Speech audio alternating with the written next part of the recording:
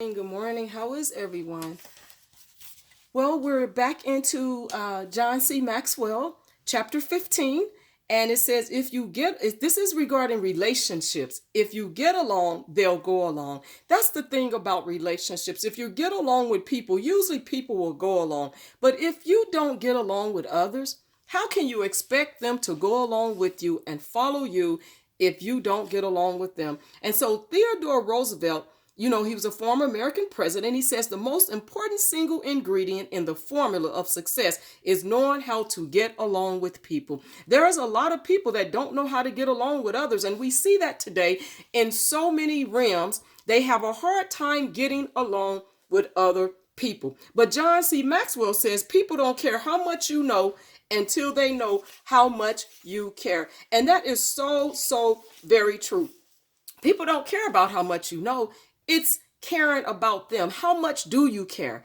And getting along with others is very important. And if you're having a hard time getting along with others, I suggest you re-examine yourselves. I invite you to check yourself and look at yourself and examine, why am I not getting along with others? What's going on in my own life? How am I presenting myself, including my attitude? And what is really on my heart that prevents me from getting along with others? What is going on in my own life that I'm having a hard time of accepting others, loving on others, being kind to others, being considerate, compassionate, towards others? Maybe you have some issues in your own life that you need to take care of. See, the problems that you have, you are allowing those problems to be a problem. And because you are allowing those problems to be a problem, you are expressing those problems openly, and it's causing problems with your relationship with others. And so, fleshing it out, the ability, he says, is to work with people and develop relationships is absolutely indispensable to effective leadership. And we've been talking about the 21 indispensable qualities of a leader, becoming the person others will want to follow. And so he's talking about, according to May 1991 issue of Executive Female Magazine, I didn't read that, but I'm telling you what he's saying. A survey was taken of employers asking for the top three traits they desired in employees. Number one on the list was the ability to relate to people. Do you have that skill to be able to relate to people? And then 84% responded that they sought good interpersonal skills. Only 40% listed education and experience in their top three. And if employees need good people skills, think about how much more critical those skills are for leaders. People truly do want to go along with people they get along with. And that's so true. If you get along with some, you are more willing to go along with them and to follow them and be with them if you get along with them. And while someone can have people skills and not be a good leader, he cannot be a good leader without people skills. So what can a person do to manage and cultivate good relationships as a leader? It requires three things. First, number one, you have to have a leader's head. Understand people. Understand people. The first quality of a relational leader is the ability to understand how people feel and think. And as you work with others, recognize that all people, whether leaders or followers, have some things in common. They have some things in common. They have some things in common. They like to feel special. So sincerely compliment them. And that's what I was saying is give credit where credit is due. Compliment them. They want a better tomorrow to show them hope. Are you a leader that's displaying hope and showing hope? Do you walk in hope? Or are you showing hate and discontent and presenting hopelessness to people? Because if you are a leader that's acting like that and you're displaying hopelessness, that's what your followers will take in. And they won't sometimes even realize that they're in a hopeless situation following a hopeless leader. See, people that will follow you, they desire direction. So navigate for them. But they don't want you to lead them off a cliff. Most people don't want to be led off a cliff to destruction. They want to be led to something positive to get to their goal, their ultimate goal, or to get to the solution, or to fix the problem. They don't want to be led off a cliff to another problem. Because if you're leading people off a cliff in the wrong direction, that becomes a problem. And most followers are looking to solve problems and to help their leader along the way. And they're selfish, so speak to their needs first. Because most people have needs. And we got to speak to their needs first. And then they get low emotionally. So you got to encourage them. As a good leader, encourage your followers or your team. See, as a leader, we don't want to set our followers up to fail. And I see that there has been so many leaders that have set their followers up to fail. And we don't want to keep doing that in 2021. We want to encourage, to uplift, to inspire. And they want success. Followers want success. So help them win. You can help your followers win by being an effective leader.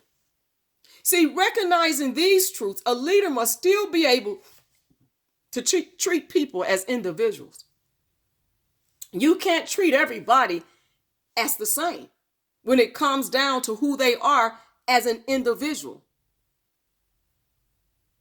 Now, can you have the same rules and policies for everyone? Absolutely. But as an individual, you have got to be able to treat them as individuals. Not as numbers, not as a pack, but as individuals. The ability to look at each person, understand him or her, and connect with him or her is a major factor in relational success. Looking at that individual and connecting with them. That means treating people differently. Not all the same as one another. Marketing expert Rod Nichols notes that in business, this is particularly important. If you deal with every customer in the same way, you will only lose 2.5% to 30% of your contacts because, if you deal with every customer in the same way, you will only close 25% to 30% of your contacts because you will only close one personality type. But if you learn how to effectively work with all four personality types, you can conceivably close 100% of your contacts. This sensitivity can be called the soft factor in leadership. You have to be able to adapt to your leadership style to the person you're leading. See, people are different. So you have to know your audience. You have to know your followers. You have to know individuals to adapt to them because everyone is not the same. And everyone will not process information the same, and nor will they work the same. So that's important to be able to adapt to the leadership style to the person you're leading. And 2, have a leader's heart. Love people. Have a leader's heart and love people. You got to be able to love people and have a leader's heart. President and CEO of Definitive Computer Services, Henry Gruland, captures this idea. Being a leader is more than just wanting to lead. It's more than just that. Leaders have empathy for others and a keen ability to find the best in people. Are you bringing out the best in people as a leader? Or are you bringing out the worst in people? I've seen people that say they're leaders and they bring out the worst in others. They don't bring out the best. They bring out the worst. And that's unfortunate because as a good leader, you want to bring out the best, not the worst, by truly caring for others. And conditions cannot be placed on it. If you do this for me, I'll do that for you. And we see that so much where some of these leaders out here that say they're leaders, you do this for me and I'll do that. And if you won't do this for me, then you can't be a part of this or a part of that. So you cannot be a truly effective leader, the kind that people want to follow, unless you love people. You got to be able to have a truly genuine love for people. Physicist Albert Einstein put it this way: strange is our situation here upon earth. Each of us comes for a short visit, not knowing why, yet sometimes seeming to divine a purpose. From the standpoint of daily life, however, there is one thing we do know. That man is here for the sake of other men. For the sake of other men. And number 3, extend a leader's hand. Help people. Leroy H. Kurtz of General Motors said, the fields of industry are strong with the bones of those organizations whose leadership became infested with dry rot, who believed in taking instead of giving. Are you a leader that believes in taking and not giving? And are you a leader that believes in taking, but then when you give, there's conditions placed on it? There are some leaders like that, that will put conditions on their giving. They'll take, but when it's time to give back, there's conditions. And it says, who didn't realize that the only assets that could not be replaced easily were the human ones. So you can't replace humans that easily. You can place stuff. People respect the leader who keeps their interests in mind. Do you have the best interests of your followers in mind? Or do you have the best interests of yourself? Selfish self. See, if your focus is on what you can put into people rather than what you can get out of them, let me say that again. If your focus is on what you can put into people rather than what you can get out of them, they'll love and respect you. And these create a great foundation for building relationships, because there are some leaders that are only concerned about what they can get out of you, but they're not concerned about the individual or their followers, just what they can get out of you. That's not a good, effective leader. But let's reflect on it. How are your people skills? Do you mix well with strangers? Do you interact well with all kinds of people? Can you find common ground readily? What about long-term interaction? Are you able to sustain relationships? If your relational skills are weak, your leadership will suffer. And let's bring it home. He gives us some things to improve our relationships. Number 1, improve your mind. If your ability to understand people needs improvement, jumpstart it by reading several books on the subject. And he recommends works written by Dale Carnegie, Alan Lloyd McGinnis, and Les Perot III. Then spend more time observing people and talking to them to apply what you've learned. And number 2, strengthen your heart. If you're not as caring towards others as you could be, you need to get the focus off yourself. Get the focus off of yourself. Make a list of little things you could do to add value to friends and colleagues. Then try to do one of them every day. Don't wait until you feel like it to help others. Act your way into feelings. So don't wait. Today I don't feel like helping others. Today I don't feel like caring about anybody. That's inconsistent. And to be an effective leader, you want to be consistent. And then repair a hurting relationship. Are you hurting others? Are you hurting others? Because if you are, you have to repair your relationship with those people you're hurting. Or have you hurt others? It's time to repent and forgive and repair those relationships. Stop going down the road of destruction and then claiming you are a leader. There's many different leaders out there, but are you an effective leader that people want to follow? Are you an effective leader that people want to go along with?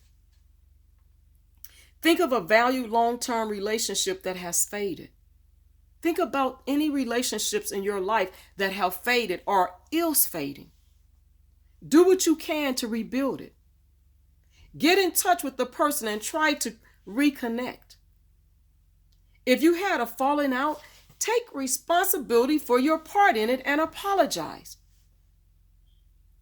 Don't sit here and blame others and say it's everybody else's fault and I'm the victim like Jonah was. He wanted to die. He was playing the victim and wanted to die because he didn't like what God did with the people in the city of Nineveh, and he wanted to die because of disobedience instead of doing what's right. Stop pointing the finger at other people and take responsibility for your part that you played in it and apologize. It takes two or more to build a relationship,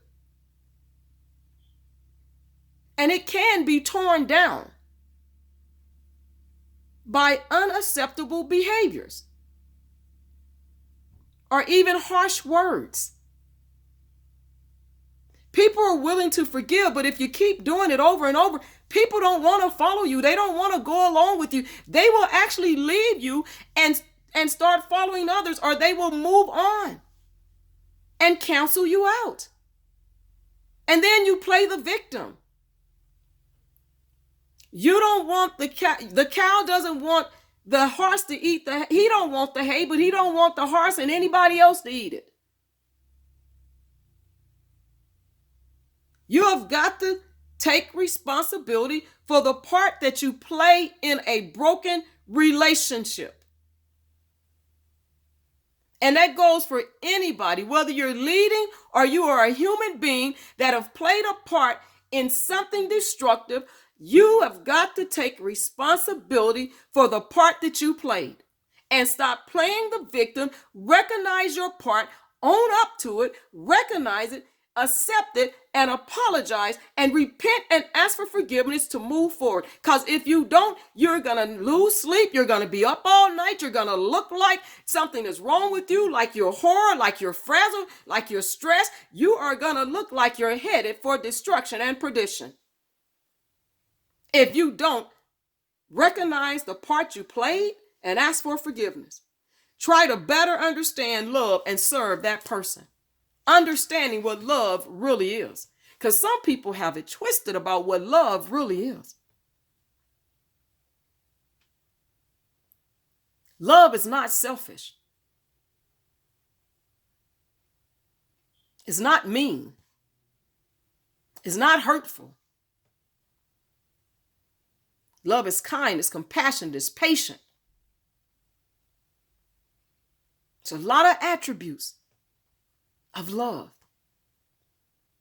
And when you can accept your responsibility in the part you played in a broken relationship, and you will be able to repair it and move forward. Now let's do our daily takeaway. In a short story titled The Capital of the World, Nobel Prize-winning author Ernest Hemingway tells about a father and a teenage son, Paco, whose relationship breaks down. After the son runs away from home, the father begins a long journey in search of him. Finally, as a last resort, the man puts an ad in the local newspaper in Madrid. It reads, "Dear Paco, meet me in front of the newspaper office tomorrow at noon. All is forgiven. I love you." The next morning, in front of the newspaper office were 800 men named Paco, designed to restore a broken relationship. Never underestimate the power of relationships on people's lives. See, we have the power within ourselves, not just as leaders, but as human beings. We have the power to restore relationships by our actions of humility, of gratitude, of having a good attitude, of showing kindness, of showing love, but most of all, for recognizing the part that we played and taking responsibility and owning up to the part that we play in order to repair broken relationships. We have an ability to restore friendships. We have an ability to bring people together in the way where they want to follow and go along. But it's up to us.